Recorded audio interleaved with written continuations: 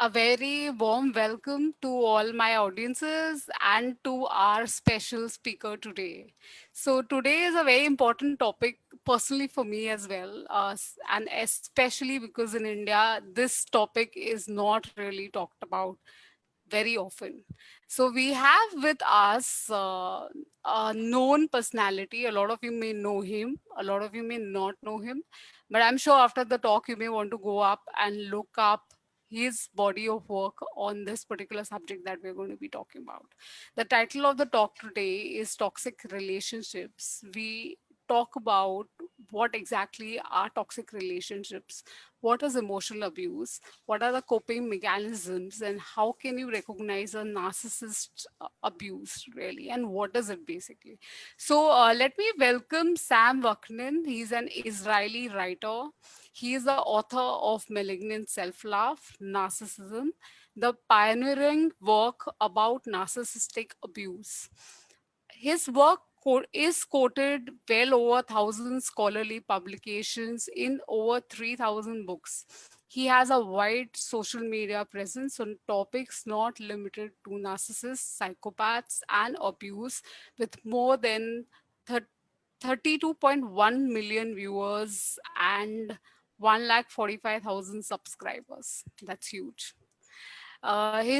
He is a certified psychological counseling by tech. The techniques that he is certified into is by Brainbench. He has served as an editor of mental health disorders categories in the Open Directory Projarcissistic, about relationships with abusive narcissist. He has work published on many other websites: Mental Health Matters, Mental Health Sanctuary, Mental Health Today, Kathy's Mental Health Review, and others. He writes a column for Bella Online on narcissism and abusive relationships and is frequent contributor on a lot of websites. He served as an author of the personality disorders topic, narcissist personality disorder topic, the verbal and emotional abuse topic, and spousal abuse and domestic violence, all four on Suit 101. He has made film appearances and has been a speaker in a lot of conferences. So, welcome, Sam. I'm very happy to have you here. And to tell you frankly, it was super difficult for me to concise your profile into one page profile. There's so much And you work you've still done. and you still managed to miss the most important thing. I'm a professor of psychology in the Southern Federal University, Yes. Rostov-on-Don.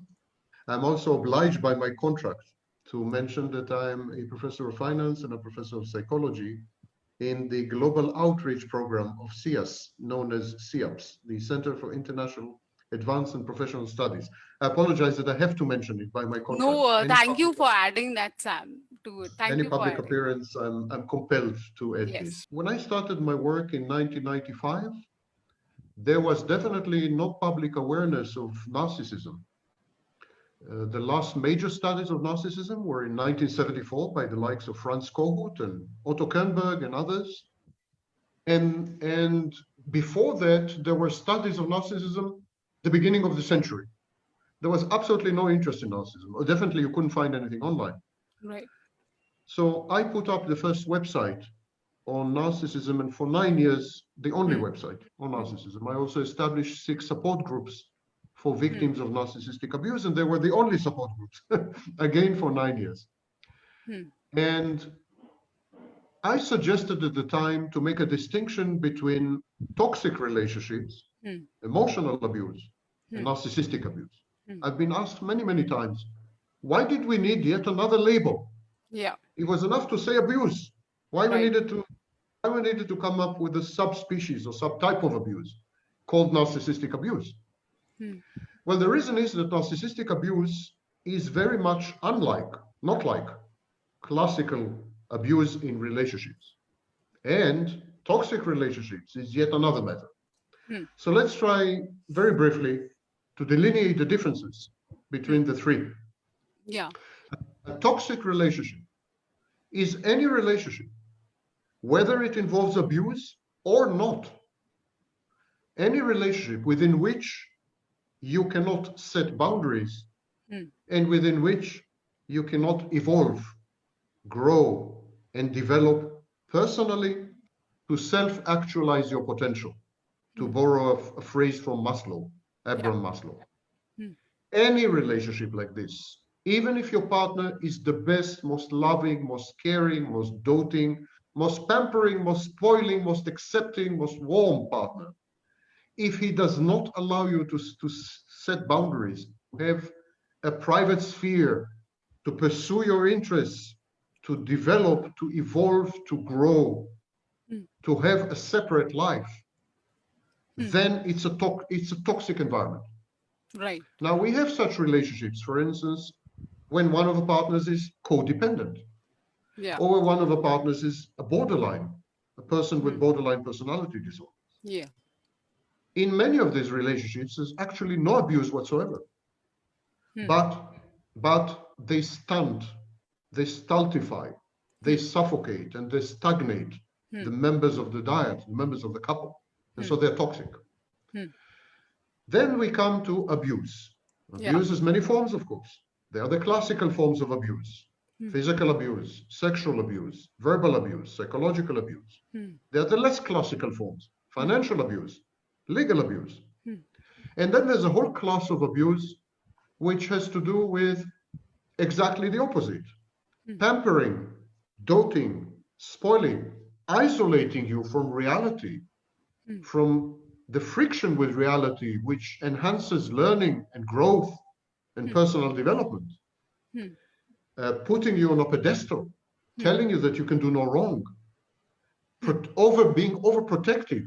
This is also a form of abuse because it doesn't allow you to develop boundaries. Which is interesting. Anything that doesn't allow you to develop boundaries, anything that doesn't let you fend off for yourself, anything that doesn't permit inner processes, inner dynamics to develop, anything that cotton balls you, that mummifies you, renders you a mummy, anything of that nature is abuse as well. So this is classical abuse. Narcissistic abuse, which is a phrase that I coined. I invented narcissistic abuse. Yes. I coined this phrase for good professional reason. It's totally different to the first types. It's not a toxic relationship and not abuse in any form. Okay. Narcissistic abuse is when your partner negates, vitiates, viciously attacks on multiple vectors your existence as a separate entity, uses aggression and transformations of aggression to eliminate you, to make you vanish, to disappear you. It is an existential type of abuse. Other types of abuse target some dimension. If your partner mocks you, he targets your intellectual inferiority. If your partner steals your money, that's financial abuse. All other types of abuse usually target one or two dimensions. Narcissistic abuse targets you as an entity, as a separate individual, and tries to eliminate you. Why? Because the narcissist is not interacting with you. Narcissism, pathological narcissism, is the inability to distinguish external objects from internal objects. The narcissist internalizes external objects. He takes a snapshot of you. He interiorizes this snapshot, and he continues to interact with that idealized snapshot, not with you. Gradually, you diverge from the snapshot. The snapshot is static. Snapshot is perfect. Snapshot is idealized, and you diverge from it. You become different. You learn new things, you develop new skills, you have new friendships, you go on trips, you begin to diverge from the snapshot. The narcissist resents this because it threatens his sense of safety and security, that he will not be abandoned. So it threatens what we call object constancy, object permanence. Narcissist needs to believe that he is 100% in control of you, that you will never abandon him, Never leave him. He will never lose you. And the only way to do this is to kill you. It's the only way. So as you Not diverge from this, literally kill you. I mean, no, not, kill you mentally. yeah, yeah. As you diverge from the snapshot, the narcissist resents you for not remaining faithful to the original snapshot. So he begins to punish you. And gradually he wants you gone. He wants you to disappear because you keep challenging the snapshot. You keep rendering the narcissist insecure, unsafe, frightened, and anxious. You become a source of frustration and a provoker of aggression. And he wants you gone. He wants you gone and he wants you to stay. And this is, of course, what we call in psychology ambivalence. He has ambivalent feelings about you. He loves you. He hates you. He wants you there. He wants you gone. He wants you to conform to the snapshot. If you conform too much to the snapshot, you're dead. You're dysfunctional. So it's a no-win situation. And this is the core of narcissistic abuse, the attempt to eliminate the frustrating object, you. Can you please give examples on how can a person recognize that, okay, now this is an abuse. It's not a healthy criticism and it's bordering to an abuse. And I am in a relationship with a narcissist disorder person. How can we find that out? It's a very good question because it's really difficult to tell. But I will give you one principle. We'll try to keep this event to the simplest possible, rules of thumb so that it's practical for people. Yes. I'll give you one single test. If he is constantly unhappy with who you are, constantly is trying to change you, modify you, influence you, affect you, direct you, misdirect you, prevent you, and if he constantly interferes in your life and micromanages it, but based on discontent with who you are. And some people are control freaks and they want to micromanage your life, but they want to micromanage your life and they are happy with who you are. They accept who you are. The narcissist wants to micromanage your life, to control you and to modify you because he is profoundly unhappy with any change in you, any glimmer of growth, any hint of personal autonomy, any sign of independence. He wants to put you down. He wants to suppress you. He wants the spark in you gone. He wants you to become zombified and non-responsive, non-objecting, non-challenging, non-contesting, fully obedient, fully compliant, fully submissive, utterly malleable piece of clay that he can sculpt into what he wants at any given moment according to his perceived needs. So the way you are is a challenge. It's an insult. It's an injury. It's bad. He wants it gone. He does not want you to have anything outside the remit of the relationship as he and only he defines it. If he is constantly unhappy with you, constantly critical, constantly mocking or deriding or decrying or chastising or hectoring or preaching or analyzing, or if it's a constant background activity, it's narcissistic abuse.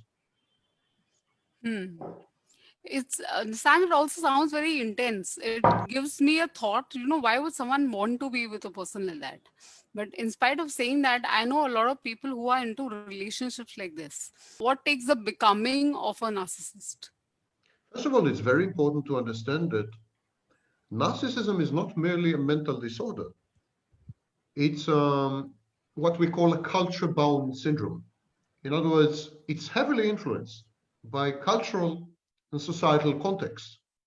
In some cultures and societies, narcissism emerges naturally out of the ethos, the values, the belief system that permeate and pervade that nation, that culture, that society, that period in history. So narcissism goes up and down. It's not merely a clinical entity. It's not maybe like tuberculosis. It's something that is heavily influenced. So in some cultures, for example, where men are considered superior, there's a chauvinistic, patriarchal, anti-female, fear of female sexuality and female autonomy and female independence and so on. Relationships will tend to gravitate to narcissistic abuse without necessarily the presence of the clinical entity of narcissism. But there will be narcissistic behaviors and traits which conform to societal values and mores. In some periods in history, psychopathy and narcissism are the bon ton, for example, Nazi Germany, and perhaps today's United States, where narcissism and psychopathy are the way to go. In July 2016, New Scientist came up with a cover story. New Scientist is a very prestigious academic magazine, and came up with a cover story. Parents, teach your children to be narcissists. There are academics and scholars who claim that narcissism and psychopathy are positive evolutionary adaptations. And they use phrases like high-functioning narcissists, productive narcissists. Many like Dutton and other, Macoby, they claim that we should put psychopaths in charge of corporate affairs, business, politics, some branches of medicine like surgery. So you see, you can't divorce narcissism from other social memes and social trends and social beliefs and so on. So in some societies, naturally, the natural mode of relationship would be narcissistic abuse. It would be the common mode, where the man has a right to mold his wife, to shape her, to sculpt her. He has a right, an inbred cultural societal right, to control her and micromanage her life and to deny her autonomy and independence and growth and development and education and access and power. It's normal. I can mention societies which are not necessarily backward societies. Yeah. For example, Russia. In Russia, this is where I teach. This is definitely the ethos. The man has all the rights, possibly because the number of women is much higher than the number of men. There's a deficiency of men. So men can dictate the conditions and terms. In other societies, narcissistic abuse is meted out by women, not by men, in some societies. For example, I think that in Western societies, like Canada, United States, Israel, women are beginning to be much more narcissistic and by consequence much more abusive than men. I was coming to that question, whether it is gender specific or no, it is not. It's not gender specific. For example, in the 1980s, when narcissistic personality disorder was first entered the Bible of the profession, Diagnostic and Statistical Manual in North America at least, the number of people diagnosed with narcissistic personality disorder, the number of men diagnosed was about 76%. Something like 4/5 of all people diagnosed with NPD were men. Today it's 50-50. It seems that narcissism is closely correlated to gender roles, closely correlated to the masculine gender role. Playing the man, acting as a man, implies heightened level of narcissism. And so when women begin to act as men, and more specifically as psychopathic men or narcissistic men, when actually we have reached a situation in the West that we have unigender. We have this one gender with two types of genitalia. As far as gender role, there is no distinction anymore between men and women in the West. So there you see the incidence and prevalence of narcissism explode among women to the point that they're equal to men. And my belief is that in a few years, there will be more women narcissists than men because they are still very excited by being able to be men. Man, woman is not biology. Biology is male, female. Right. Biology is genitalia. Biology is hormones. Male and female is biology. Man, woman is learned, is acquired, is socialized, and is not dependent on genitalia. We have in North Albania, we have situations where women assume the role of men, and they have the right to sit in coffee houses and smoke in public, which is inconceivable for an Albanian woman. But she decides no longer to be a woman, she decides to be a man. She dresses up as a man, she flattens her breasts with a special device, and she sits in coffee houses and smokes in public. And it's okay, she's treated as a man, as far as property rights and everything under the Kanun. So being a man is a decision, and it seems intimately connected with heightened narcissism and some antisocial behaviors, such as defiance, reactance, lack of impulse control, goal orientation, and so on. So coming back to your question, in patriarchal, more conservative, more traditional societies, the preferred relationship model would be narcissistic abuse. That would be the prevalent preferred relationship model. And in some societies, aggression, including physical aggression, like battering and domestic violence, would be a mode of communicating love and affection. I have heard with my own ears women say, he stopped beating me up, he doesn't love me anymore.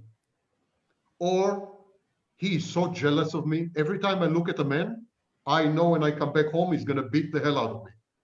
But that's because he loves me. They identify aggression, physical aggression, beating, with love. With love. There's no universal rule in psychology. Psychology is about the human mind.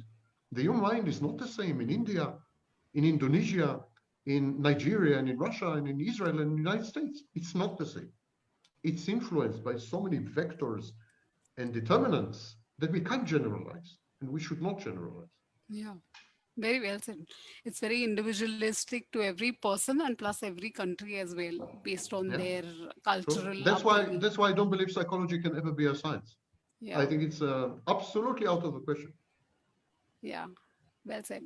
So, Sam, I want to bring a little focus on the fact that you mentioned on that putting a person on pedestal can also lead to actually making the person inclined towards narcissistic behaviors. Can you elaborate a little more on that? Because it's not very uncommon, especially in our country, for people to be very doting and supportive of children even after 18 years old. So we all live with our parents until for long years. We are still dependent on them for a lot of things. So I wanted to talk a little more about that. First of all, in adults, there is the equivalent of late onset narcissism, adult narcissism, and I mean, this is called acquired situational narcissism. There has been a series of studies by a professor called Millman in Harvard University, and he studied rock stars. And he discovered that rock stars were not narcissists before they became rock stars.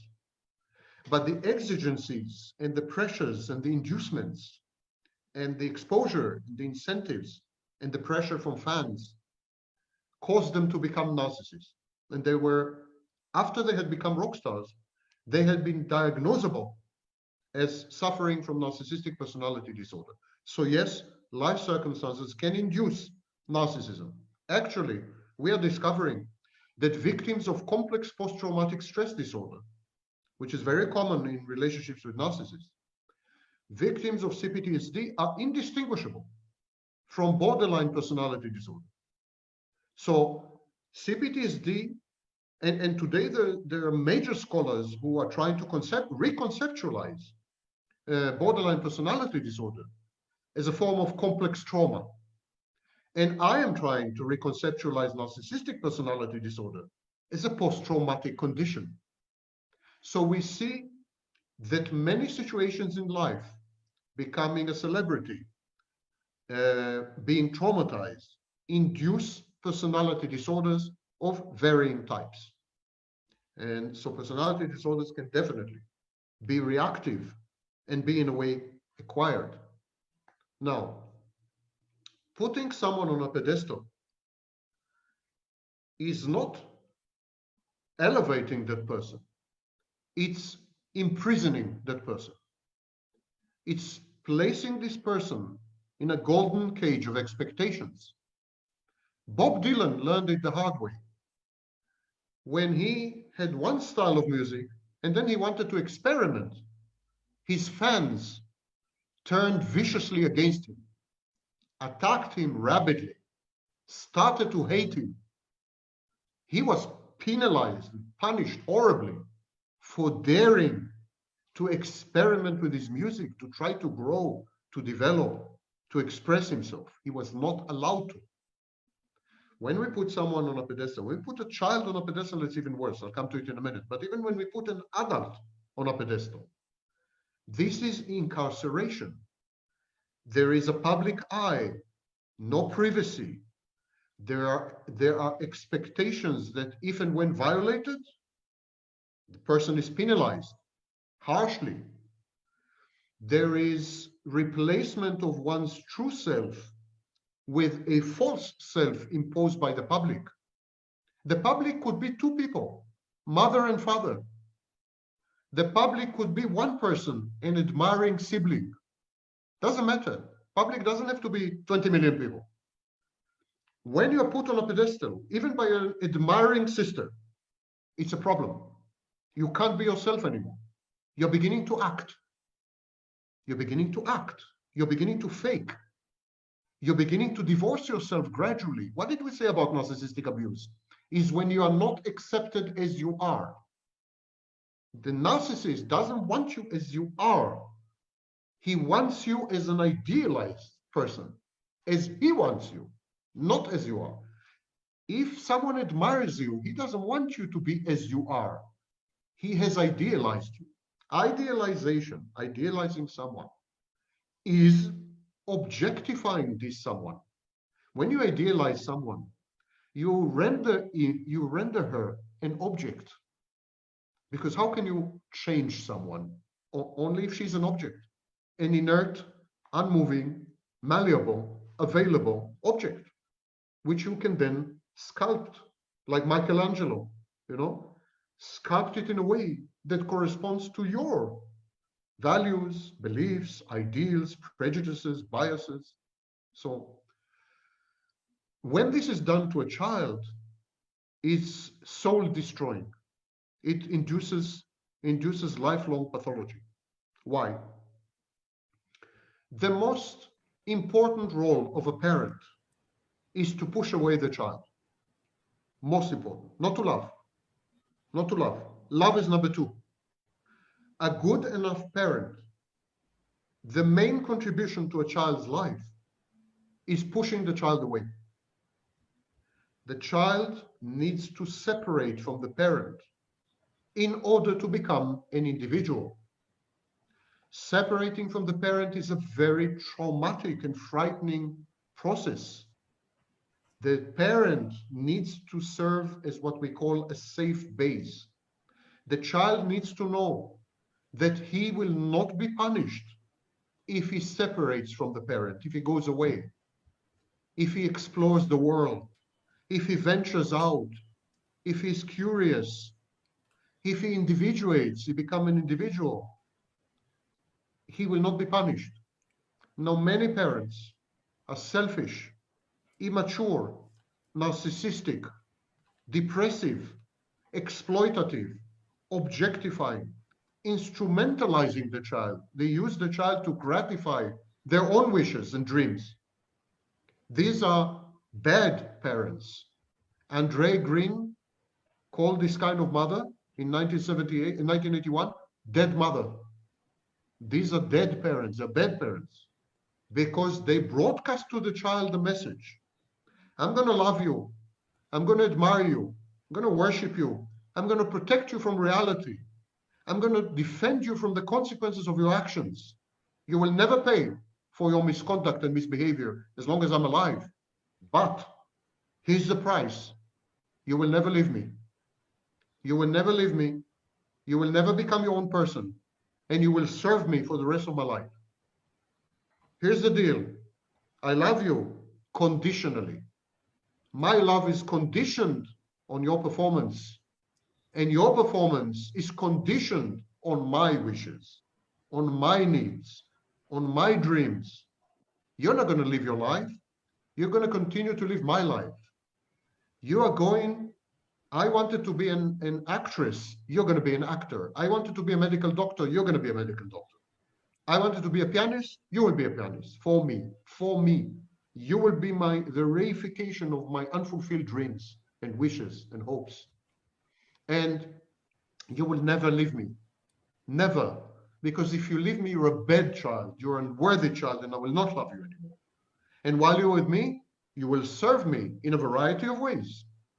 Maybe physically, maybe emotionally. There's a lot of emotional incest. A lot of emotional incest, very, very unhealthy dynamics. And the child cannot grow, cannot separate, cannot individuate, and remains a child for the rest of his life. This is called the Peter Pan syndrome, or puer aeternus in psychoanalytic literature. A lot of times you are stuck with a parent or a relationship which you cannot leave and get out of.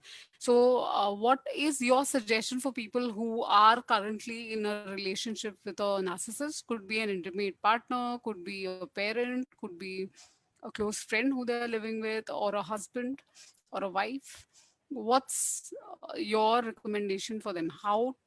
What is a strategy to cope with a person like this? There's no such thing, you cannot leave the relationship. End of story. Unless you're amputated, and quadriplegic, you can leave the relationship. And even then you can leave the relationship. There is no such thing. All these excuses is because you do not want to leave the relationship. You don't want to leave the relationship because there are financial benefits to staying in the relationship, or because you like to own property, your home, because it will create chaos and mayhem in your life, and you're not willing to cope with them, or because you had told yourself that special people have privileged status in your life. For example, your mother.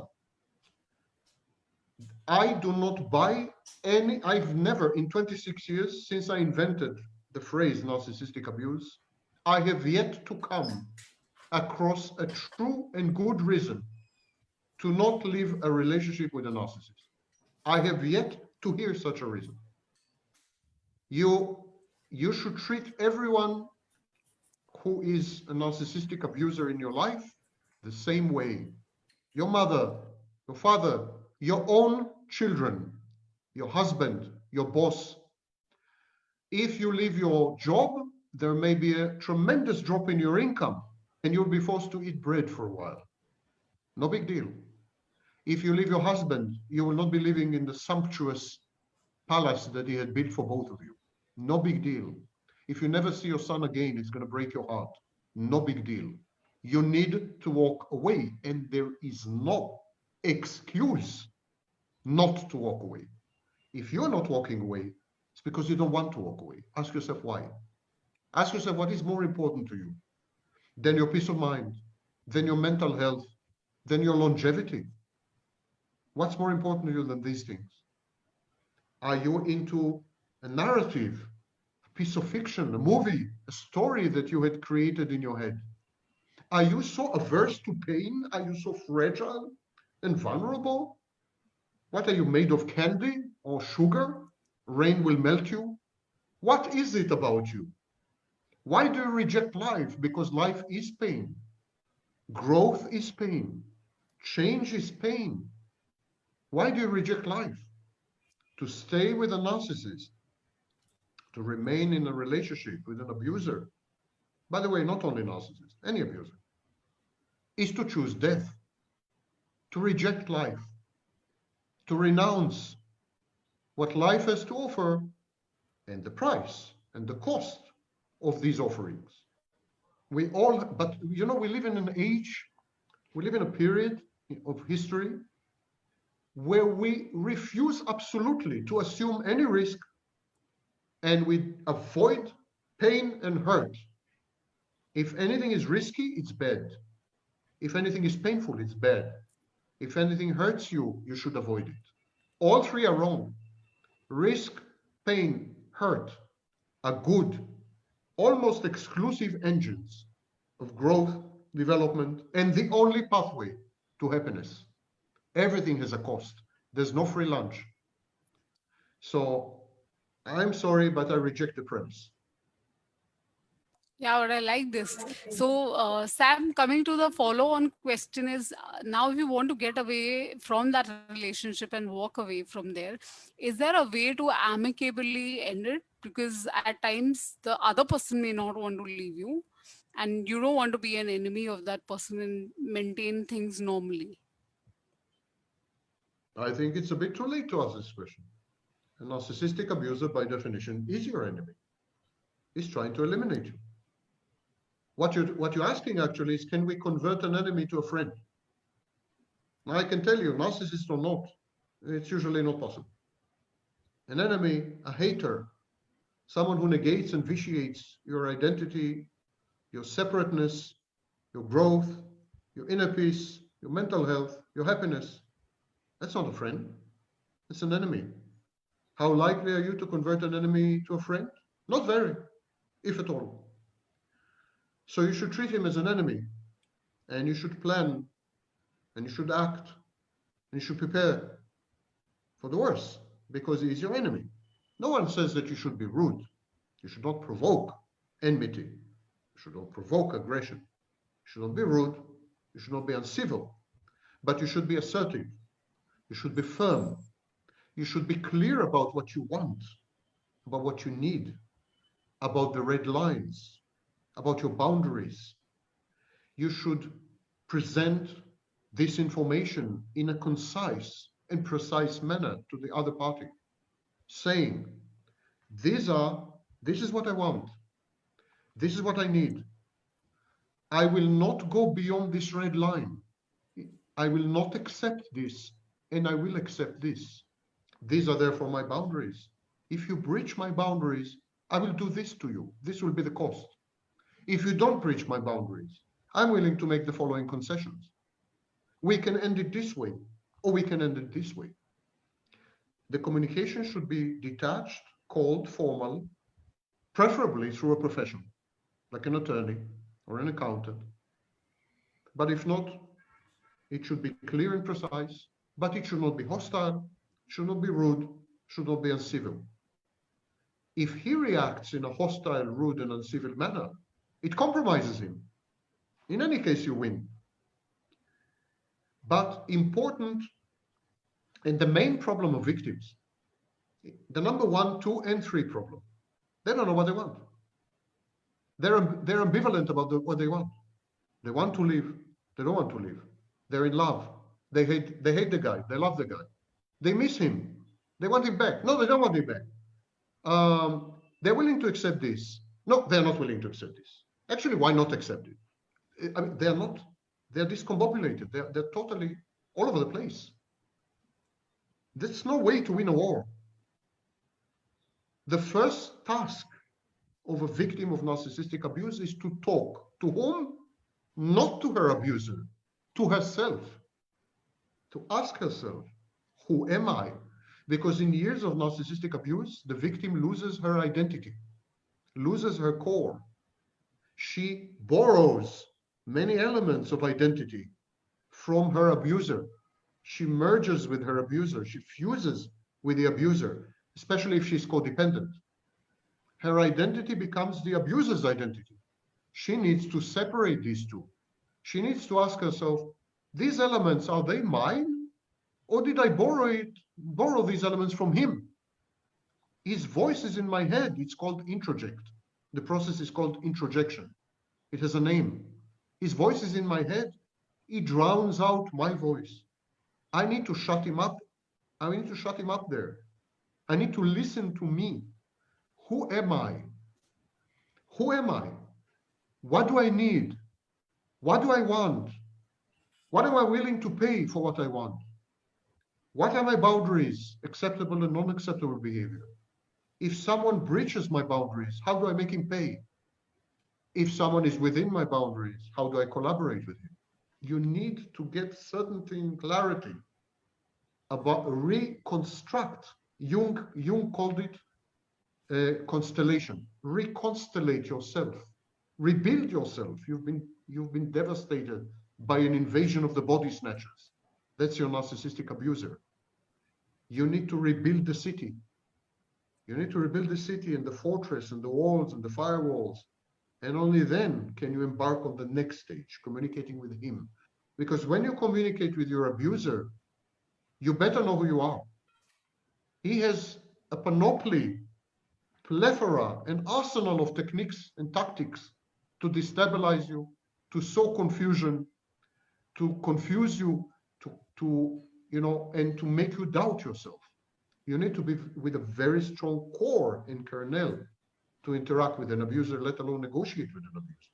I viewed a lot of your videos before actually coming for this particular talk, because I My myself condolences. didn't, yes, I myself didn't know so much about it. And you spoke about discard from a narcissist, or, being in no contact with a narcissist, and then some of them come back to you again. How do you break that pattern? Well, here's a simple rule in psychology. Whatever you do is a choice, and whatever you choose is good for you. You never choose to do anything that's bad for you. That's a myth. There is a tiny, tiny, tiny sliver of minority which are so self-destructive that they commit suicide. But essentially, I mean, the overwhelming vast majority of humanity, whatever they do is a choice. Everything is a choice. There is nothing in human conduct or behavior that is not a choice. Everything is a choice. And being relatively rational entities, whatever we choose because it gratifies something, it provides something, it's good in some way. The codependent is hoovered, returns back to her narcissist because he still has something to offer her, which outweighs the disadvantages. So what he has to offer? He offers her what I call shared fantasy. He allows her to merge with him. He provides her with psychological functions that she cannot provide internally. So she relies on him for some psychological functions that she cannot generate internally. He shields her from reality.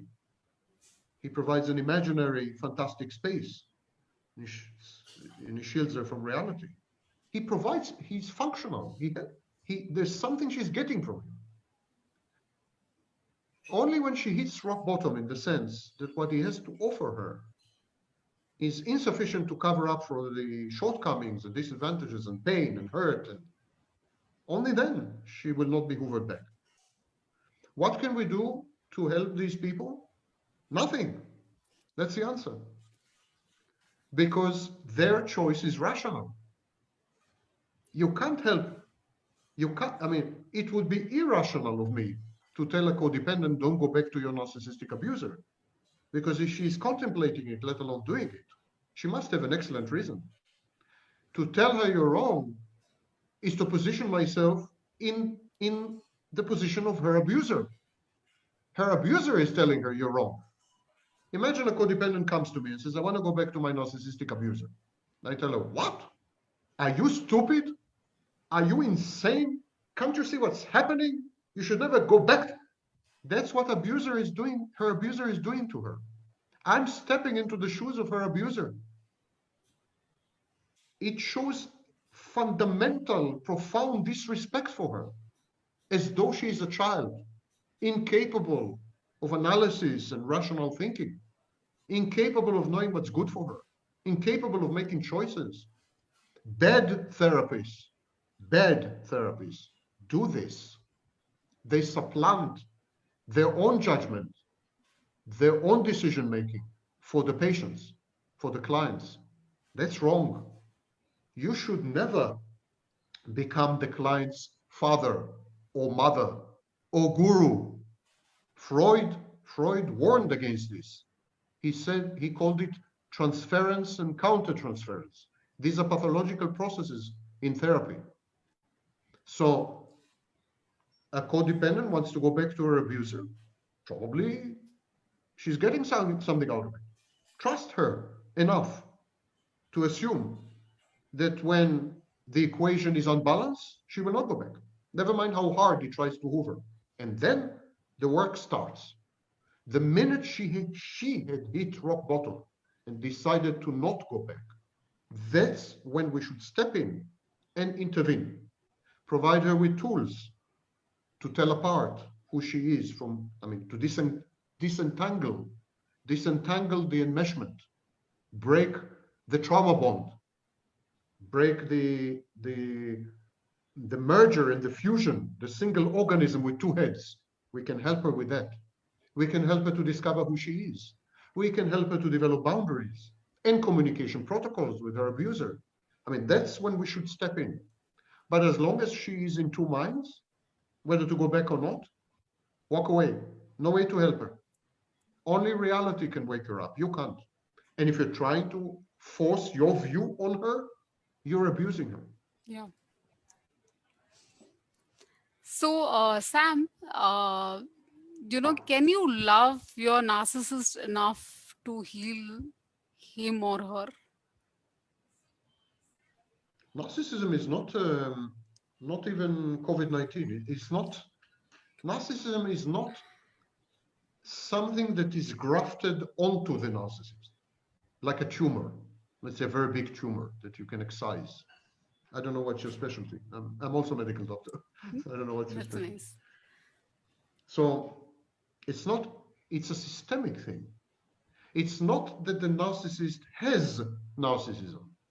The narcissist is narcissism. It's not a question of healing. It's not even a question of changing. The narcissist can modify behaviors if he sees the benefit. So if you provide him with rational inducements to alter antisocial, abrasive, offensive behaviors, he will. He will. CBT is very successful with this. Variants of CBT, such as EMDR, schema therapy.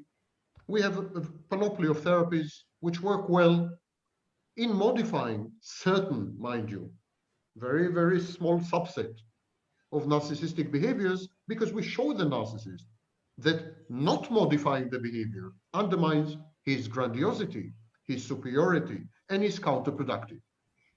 So being goal-oriented, if he's a psychopathic narcissist, or in pursuit of narcissistic supply, he says, you know what? You're right. If I modify behavior 1, 7, and 9, I'm going to obtain more supply. I'm going to reach my goal faster and more assuredly. So I'm going to modify my behavior. But this has nothing to do with the core or with the essence. The narcissist is his narcissism, and the psychopath is even more so his psychopathy. There's no way to change this, to cure or to heal. I've come up with a new treatment modality called therapy. And even I don't claim that my therapy heals the narcissist or cures the narcissist. My therapy gets rid of the narcissist's false self and reduces the narcissist's needs, or eliminates the narcissist's need for narcissistic supply. But even this is a behavior. It's not the core, it's a behavior. I'm converting the grandiosity, narcissistic supply, the false self, into other psychodynamic processes. I'm using the energy instead of lighting a bulb to open my computer. I'm rechanneling, redirecting the energy.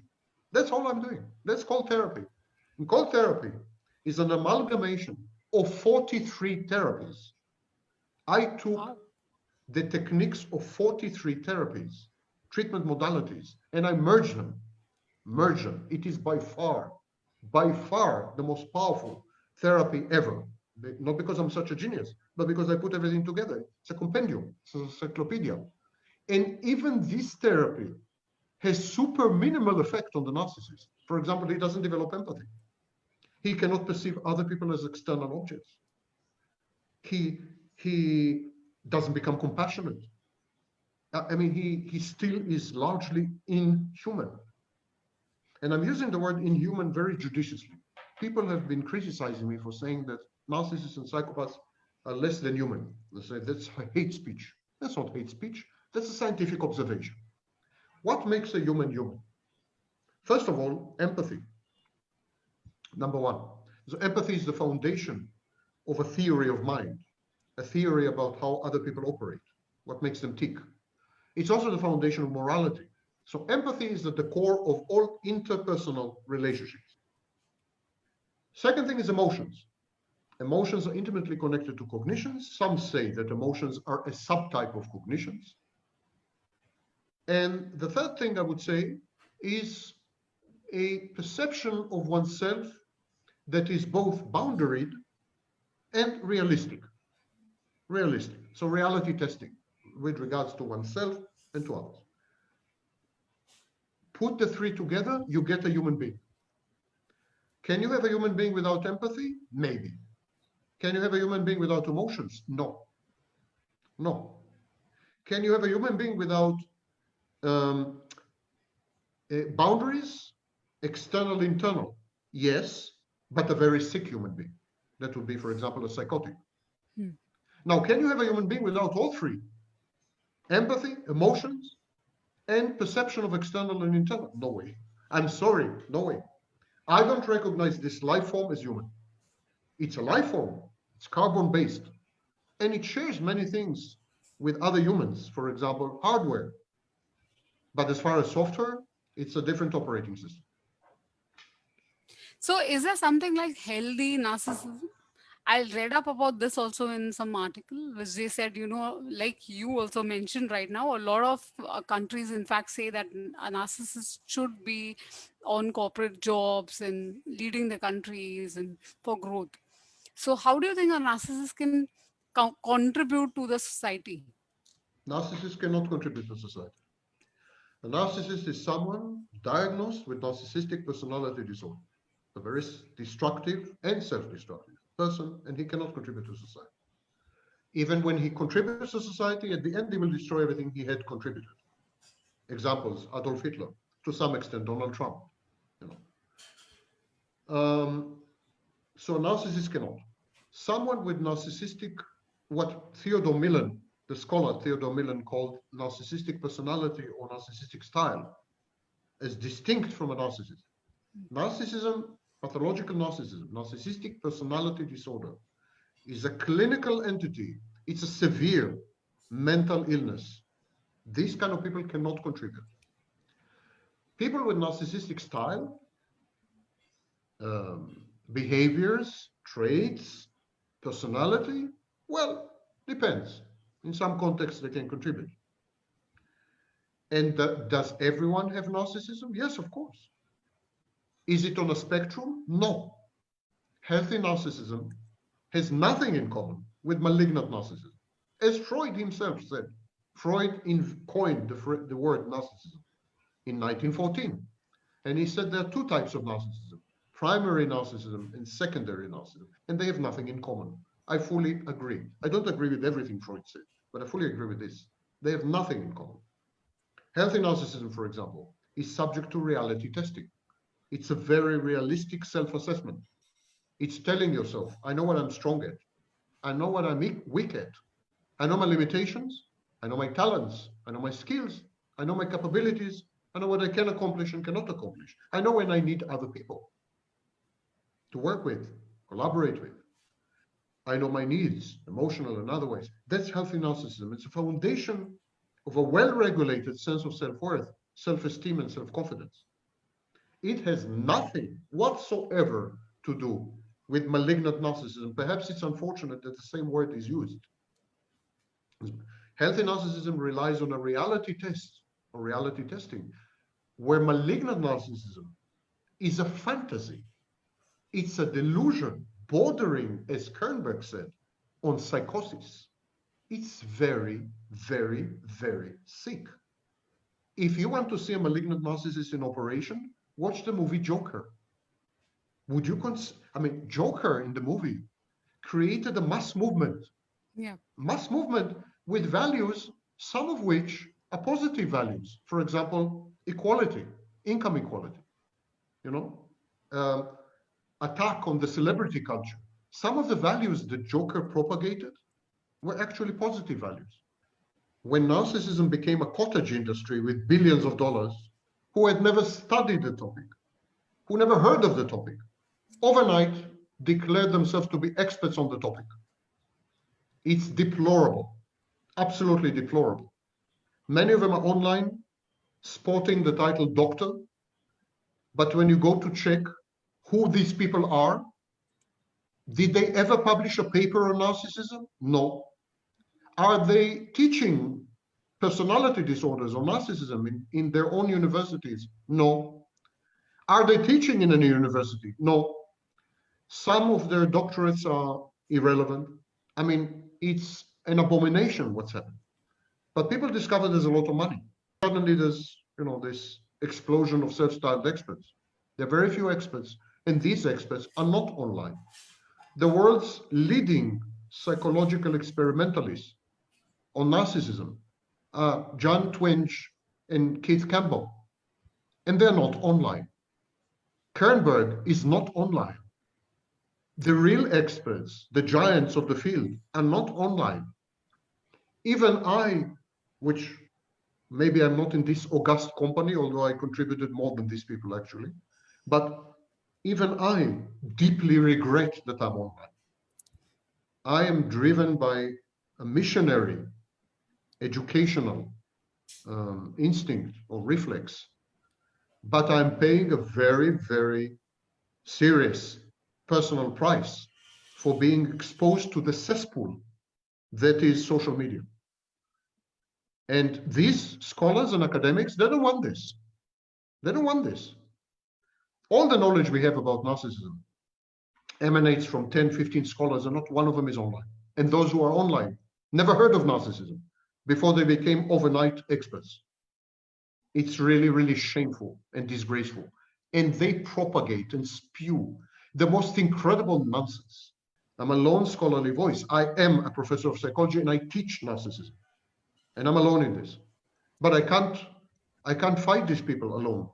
And because they tell victims what they want to hear, they perpetuate the state of victimhood and they glorify the state of victimhood. If you're a victim, means you are superior. So you should remain a victim. People don't want to hear, for example, that victims of narcissists are transformed into narcissists and psychopaths by the experience. They don't want to hear. They don't want to hear that they have been infected. Like vampires, they've been bitten. And now they are acting as narcissists and psychopaths, which they do. They don't want to hear this. And they don't want to hear that they didn't become a victim by mistake, that it was a choice, that something is wrong with them to have made this choice. They should look, first of all, at themselves. What's wrong with me? Not what's wrong with my abuser. They don't want to hear this message.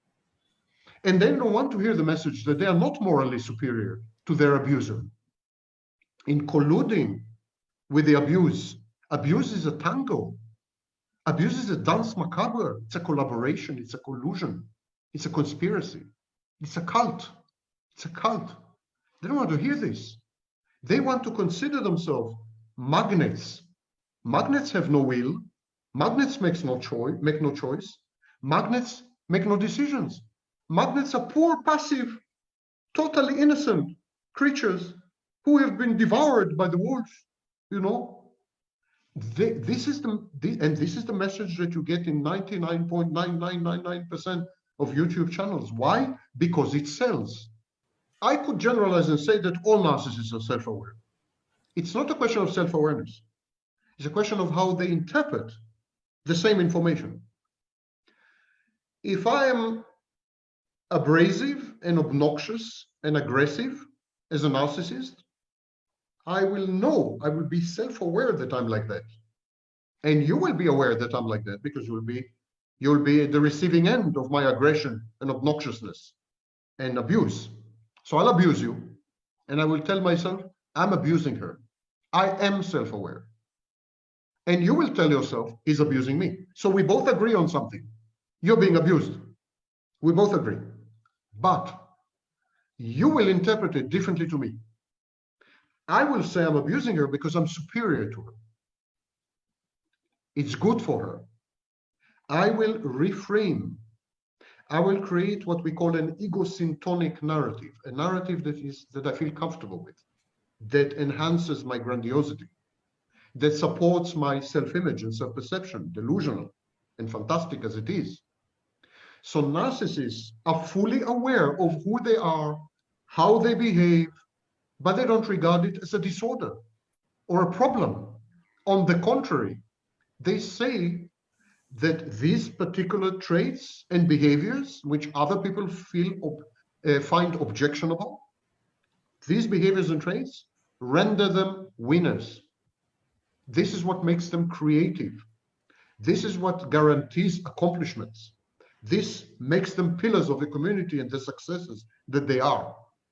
They regard the disorder, what you call disorder, as an evolutionary advantage. They worship their disorder. They're emotionally invested in their disorder. But you can't worship or be emotionally invested in something you're not aware of. You are aware, but you cast it in a positive light. So, yes, most narcissists are self-aware, and those who are self-aware are very, very proud of their narcissism and will never let it go. They're in love with their disorder. They're infatuated with the effects of their disorder because they think their disorder renders them self-efficacious. The disorder allows them to extract beneficial outcomes from the environment, gives them enhanced agency. Many of them say that they are the next step in the evolutionary ladder. They agree with me that they're not human. They are superhuman. They're the next stage. They're serious about it. So, thank you so much, Sam. And I wanted to give a last message to everybody who has realized and is aware that they are in an abusive relationship. To the one message for the abuser and one message for people who are in the relationship, the victims. Abusers have very little incentive not be abusers, because the number of women with, for example, if it's a man, yeah, we said earlier that there's equal number of men and women who are narcissists, yeah? But abusers, the number of, for example, if it's a male abuser, number of women with daddy issues, number of damaged, broken, mentally ill women, the reservoir of potential prey and victims is infinite in terms of a single individual. So there's no incentive to modify your behaviors, especially if modifying your behaviors is perceived as a narcissistic injury. Modifying your behavior means that you are weak, that you're inferior, that someone is dictating to you, that and you're God. You're godlike. Being godlike, you're perfection. Nothing should be altered. Nothing should be changed. You should definitely not listen to outside advice, to exhortation, to criticism, to demands. You should never bargain. You should never compromise. So both psychologically and practically, abusers have no incentive to change. Victims have every incentive to change. Problem with victims is that they're not self-aware. Actually, ironically, victims are not self-aware, not narcissists. The problem with victims is it takes them an inordinately long time to accept that they're victims, partly because it negates their narcissism. So they can't accept they're victims. And having accepted that they're victims, they start to bargain. They say, okay, I've just realized this is wrong. I'm going to talk to my abuser and modify his behavior. So they have unrealistic agenda. It's all delusional. It's all fantastic. They refuse to let go in numerous, myriad ways. The problem is with victims, not with abusers. The sooner the victim realizes that she is a victim, the better. And the sooner she strives to change this status, to get rid of it, the better. The thing is that there is a whole industry, as I said before, people who perpetuate victimhood, glorify victimhood, leverage victimhood for sometimes financial gain, and sometimes just to have power over other people, like forum moderators and so on. And because victims have an interest to remain victims. It's egosyntonic. It's good, feels fuzzy. It's morally self-justified. And it excuses you from responsibility and guilt if it happens again. It's something constitutional. It's like a biological thing. What can you do? Who are you? You're a victim. That's who you are. That had become your identity. Not a behavioral choice, but an identity. People are heavily invested in their identity. If you're a fan of a football club, it becomes part of your identity. If you follow Donald Trump, it's part of your identity. I mean, identity is impossible to challenge. I deal with that in my latest video as well.